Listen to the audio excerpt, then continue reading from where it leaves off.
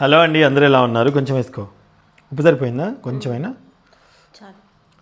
ఈరోజు గోంగూర పచ్చడి అండి. అబ్బా, మిక్సీతో పని లేదు, రోటితో పని లేదు. 1000 మందికైనా ఈజీగా ఇంట్లో ఇలా చేసుకోవచ్చు. చాలామంది ఫంక్షన్స్లో ఇలానే చేస్తారండి, అది చూశాను నేను. అందుకనే ఇలా చేశానన్నమాట. ఎంత కమ్మగా ఉందో, ఎంత కమ్మగా కుదిరిందో, అద్దిరిపోయింది. సో డెఫినెట్గా మీరైతే ట్రై చేయండి. సో మా ఆవిడికి అన్నం ముద్ద తినిపిస్తున్నానని కొంతమంది ఫీల్ అవుతున్నారు, వాళ్ళు పక్కకి వెళ్ళిపోండి.